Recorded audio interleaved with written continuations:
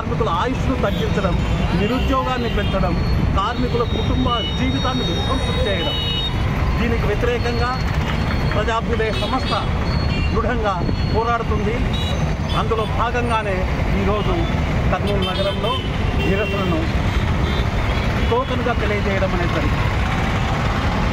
ముఖ్యంగా కార్మికులను, ఉద్యోగులను మనుషులుగా కాక యంత్రాలుగా మార్చేటువంటి ఈ అమానుషమైనటువంటి మధ్యయుగాల చట్టాన్ని రద్దు చేయాలని, ఆ స్థానంలో 6 గంటల పని దినాన్ని సాంకేతికంగా గత శతాబ్ద కాలంగా చెందినటువంటి అభివృద్ధి స్థాయికి అనుగుణంగా పని గంటల్ని 6 గంటలకు తగ్గించాలని ప్రజాభ్యుదయ సంస్థ డిమాండ్ చేస్తూ ఉంది.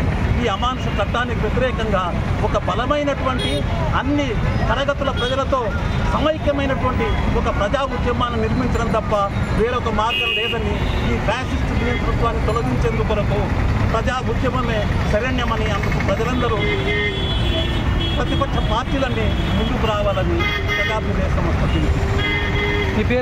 తెలపడం జరుగుతుంది.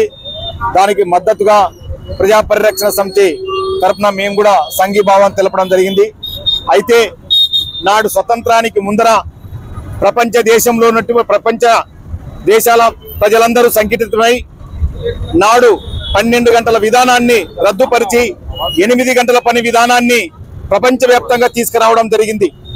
అందుకు అనుగుణంగానే ఆ దేశాల్లో రాజ్యాంగాల్లో కూడా కార్మిక చట్టాల్లో ఈ యొక్క పని విధానాన్ని 8 గంటలుగా పొందపరచడం జరిగింది.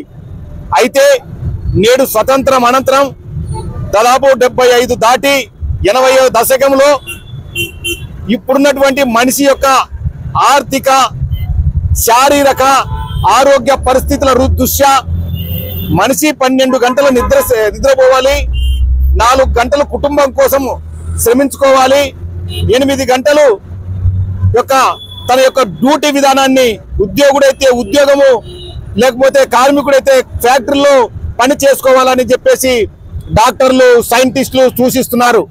అటువంటి ఈ తరుణంలో ప్రైవేటు వ్యక్తులకు, ప్రైవేటు యాజమాన్యానికి లాభం చేకూర్చేలాగా మనుషుల యొక్క హక్కులను ఉల్లంఘిస్తూ శ్రమ దోపిడీ చేస్తున్నటువంటి, శ్రమ దోపిడీకై తీసుకొచ్చినటువంటి కార్మిక చట్ట సవరణను వ్యతిరేకంగా ఈరోజు మేమందరం ఈ నిరసన కార్యక్రమం చేపట్టడం జరిగింది. కాబట్టి ఈ విధానాన్ని మీరు రద్దుపరచకపోతే మొన్న నేపాల్లో చూసినారు, శ్రీలంకలో చూసినారు, నేడు ఇండియాలో చూడబోతారు. ఎందుకంటే అయ్యా ఇప్పుడున్నటువంటి ఫుడ్ కల్చర్ కానీ, వాతావరణ రీత్యా కానీ మనిషి యొక్క జీవ పరిణామం చాలా, ఆయుష్ పరిణామం చాలా తగ్గింది.